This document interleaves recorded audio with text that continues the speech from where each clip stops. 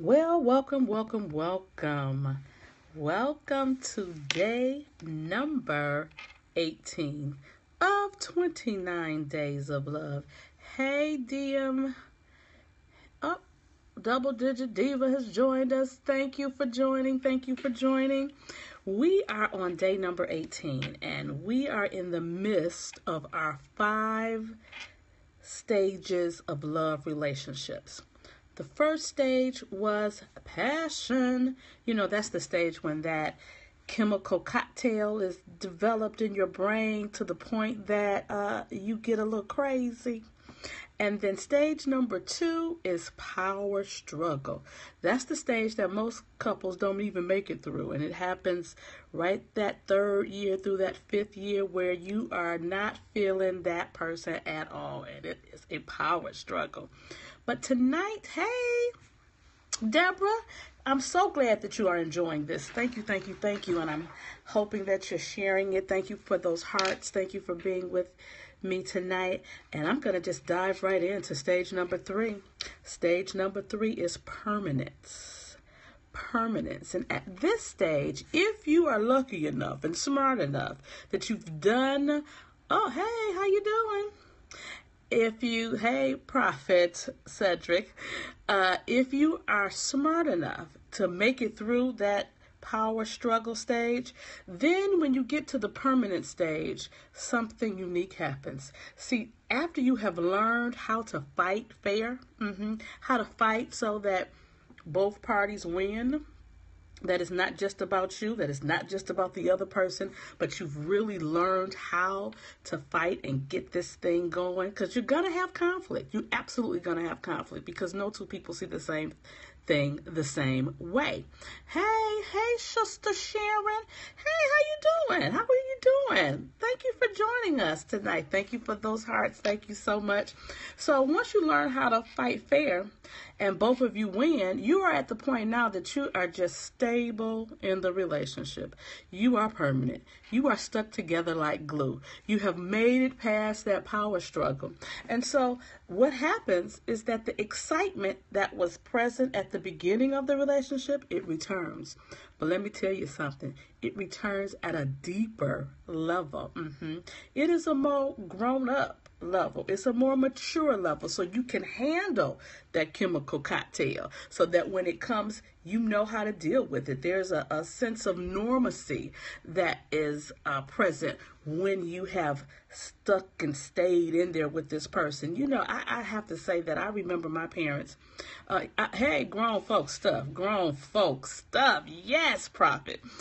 It is absolutely amazing when you see grown people who absolutely adore each other, who absolutely just still are happy to touch on each other or rub each other's shoulder or still get their kissing on, because there are some health benefits to kissing, so you need to get your kissing on. However, it is a wonderful thing when you've matured enough that you can handle passion. Because I don't know about you, but sometimes that passion at the beginning gets so much, it gets so heavy that you can't handle it. But at this stage, you can handle it, and you handle it well.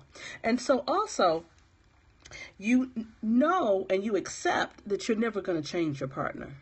How often have we tried to change people and we figured out, they're not changing. So you've learned how to deal with those nuances that you don't necessarily like, but you know how to deal with them. 22 years, March the 12th, and I'm still feeling chill. Oh, all right, you still feeling the chills after 22 years? That's what I'm talking about. You still, after all this time, can look at the person and go, can't wait to get home to you. Can't wait to touch on you. You want to have that, and that's really how God designed it. He designed it for us to still have the thrill, and that the thrill ain't gone, that it is still there. So you want to be able to understand that those things that you don't necessarily like, you've learned how to deal with. You've learned how to make adjustments and accommodations for. And the person has learned to do that for you. I remember I used to ask my dad, what was it that made their relationship last for over 40 years? And my dad had the greatest answer. He would say, it was me. He said that he decided that he was going to stick and stay.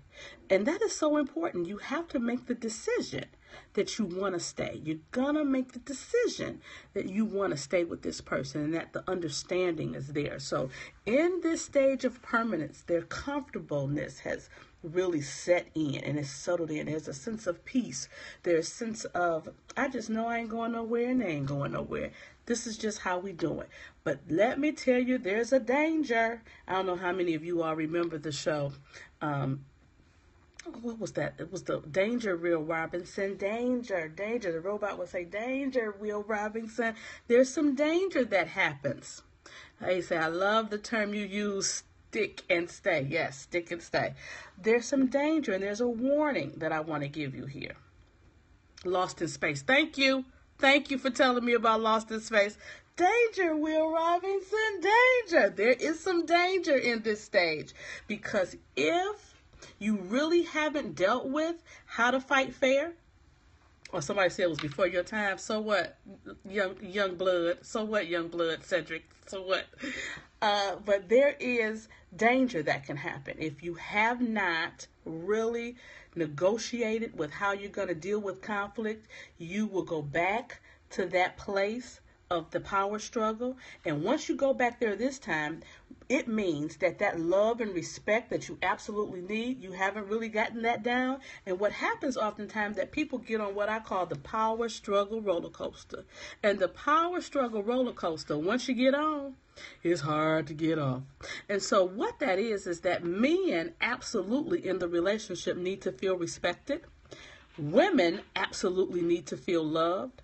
But what happens if you haven't negotiated that struggle, men will do something to make her feel unloved. And when she feel unloved, she'll do something to make him feel disrespected. And the cycle goes on and on and on. And you don't know how to get off the roller coaster. So it is so important that you really learn how to fight fair. And we're going to go into another scope. We're going to talk about the strategies of fighting a spiritual fight as a couple, because all couples are under a spiritual attack all the time. You just need to know that you really are, and you can't use physical weapons to fight a spiritual fight. So you got to learn how to fight. So we got to make sure that you do that. The other thing that happens if that you become comfortable, peace that happens at this stage can also equate to complacency. You just kind of get in a groove and you stay in a groove. You don't try to do anything new, and if you don't, then you won't grow. If you don't move outside of that comfort zone, try something different, try something new, you'll never make it to the other two stages because there are two more stages. So please, once you find yourself comfortable, when you find yourself at peace, don't get stuck there in complacency. Make sure that you're always doing something to push the envelope, to move outside of your box of comfort, to try something new. Because if you're going to stay together 20, 30, 40 years, you're going to have to try something new. I remember my father hated traveling unless he was just going down south where he was from. But my mother finally got him to go on a cruise. When I say that man realized that he loved cruising and they started to cruise more often, but for years he would never go. So if you want to do something and receive something that you've never received, you got to do something you've never done. So that is our word for tonight: permanence. Stage number 3 is permanence, stability. You are in it for the long haul. You are going to stick and stay. So be back with me tomorrow, same time, 11 p.m. every night for 29 nights. We talking love, people. And tomorrow we'll be on stage 4. And stage 4 is the pledge stage. Ooh, stay tuned. Tell your friends. Come on back tomorrow night. Love you, beloved. Take care.